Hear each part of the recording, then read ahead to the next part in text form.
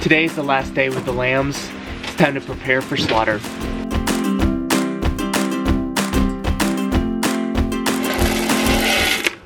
I have just enough alfalfa pellets left to put in the bucket for tomorrow so I can use it to lure the sheep.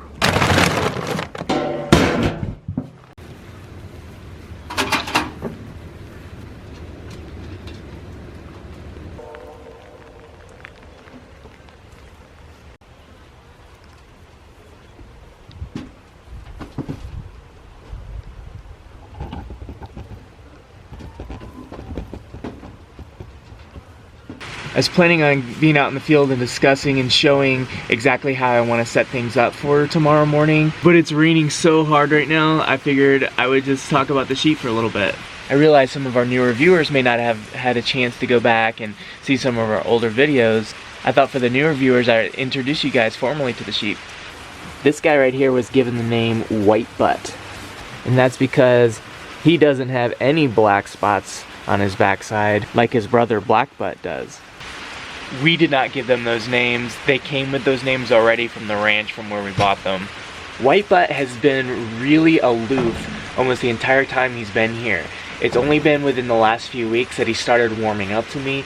Prior to that, if I even went to touch him, he would just run away. This is 53.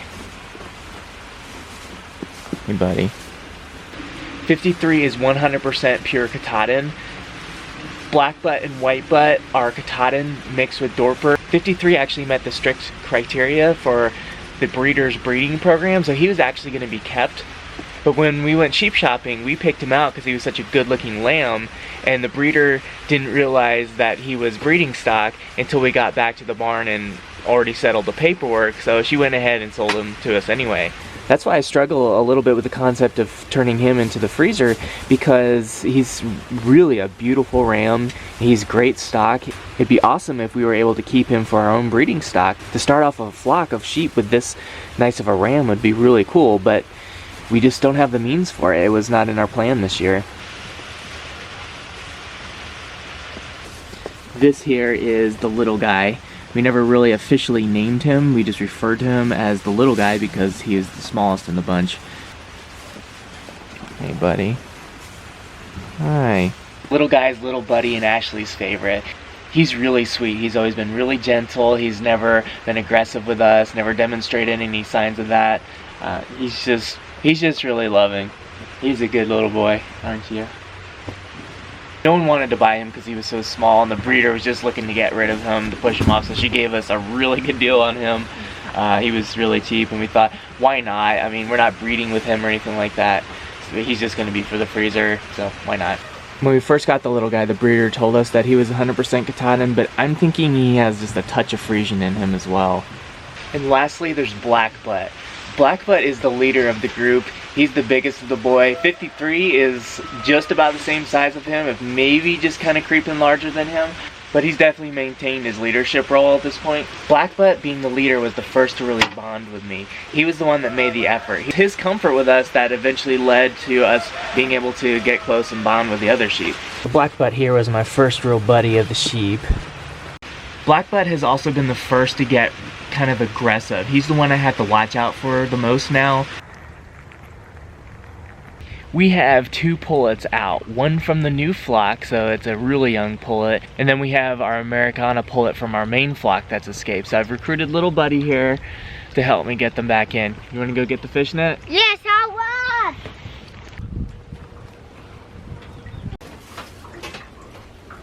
You got it? Okay, see if you can come up behind her and get her, okay? I should move me. Go ahead, honey. You got her? Okay, hold her right there. I'll be right there. Uh-oh. Got out. Alright, try again. Okay, hold it. It's okay. Yeah, it's okay.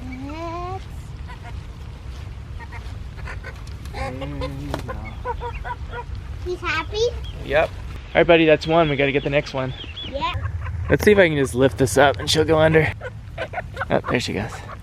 The rain has mostly stopped. It's let up just enough to where I can come show you what I've been working on and talk to you about the rest of my plans moving forward with setting up for slaughter.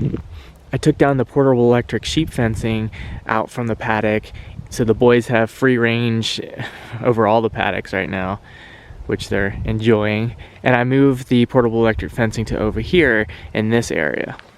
Just to orient you, obviously this is the laneway right here. The shelter is right off camera that way.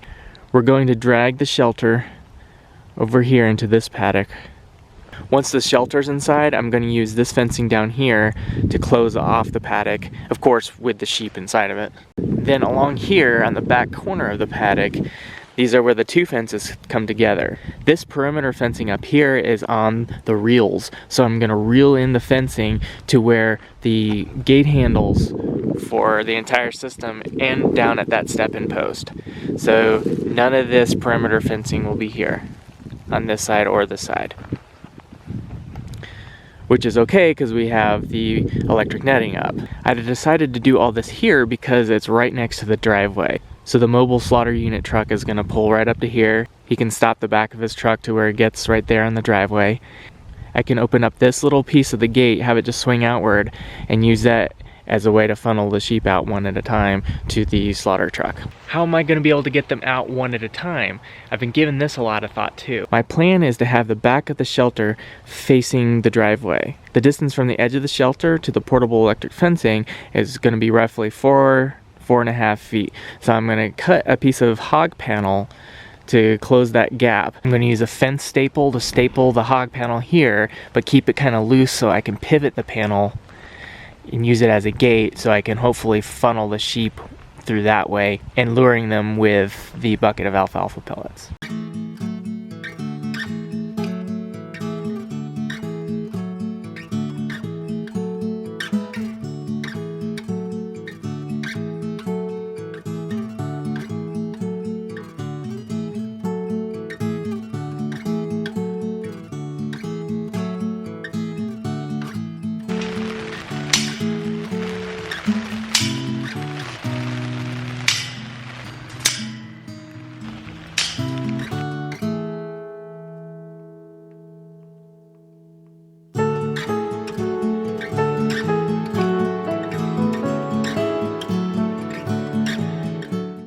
The rain picked up pretty good again, so it's back in the shelter for the camera and me. Update from yesterday regarding the sales aspect of things.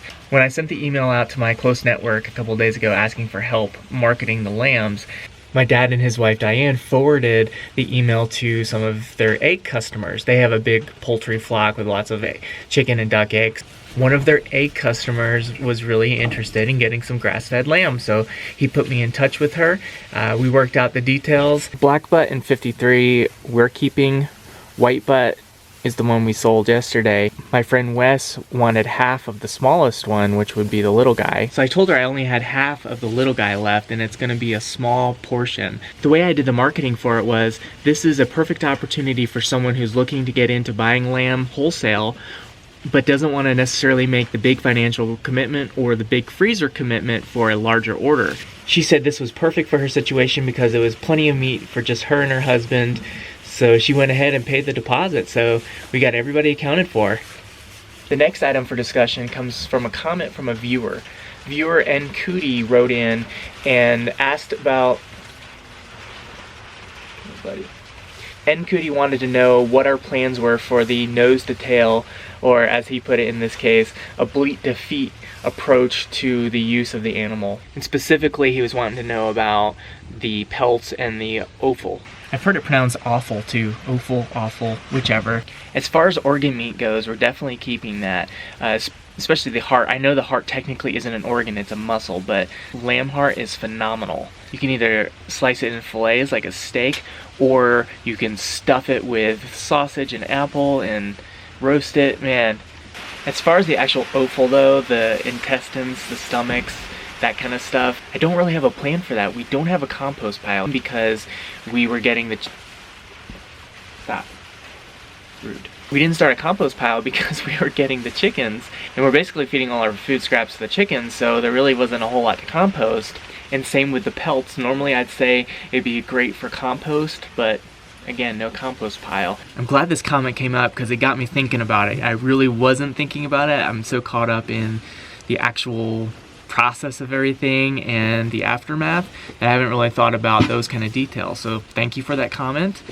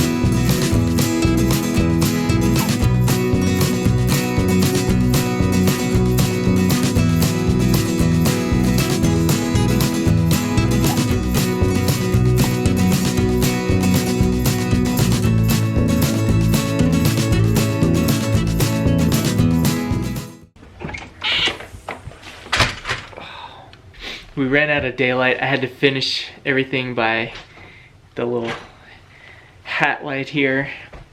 The lens is fogging. Let me wait for the lens to unfog and we'll check back. I got all the fencing taken care of. I got the perimeter fencing reduced so the butcher can get in and out easily from the paddock to where his truck will be. I got all the sheep fencing up, the sheep netting up. I didn't get the hog panel attached to the shelter though to create that gate I was going for. And I was really hoping to be able to show you what I was talking about with the fencing so it would make a little bit more sense, but obviously that's gonna have to wait till the morning now. The butcher's coming early tomorrow morning. Grandma's coming to get little buddy, and I'm gonna get out there early to get the hog panel situated and everything taken care of and ready for when the butcher gets here. I called Rob from Amiable Acres just a little bit ago and I said, Rob, if you were about to slaughter 4 sheep and you didn't have a compost pile, what would you do with all the offal? His response, well, I'd start a compost pile. Right before I came inside earlier, I said goodnight to the boys. It was my last time tucking them in for the night. Tomorrow's a big day for us and it's coming whether we're ready for it or not. I think at this point we've done everything we can to be ready for it. And as always, I appreciate all the encouragement and feedback we've been getting from you guys. Check back in for tomorrow's video as we say goodbye to the sheep.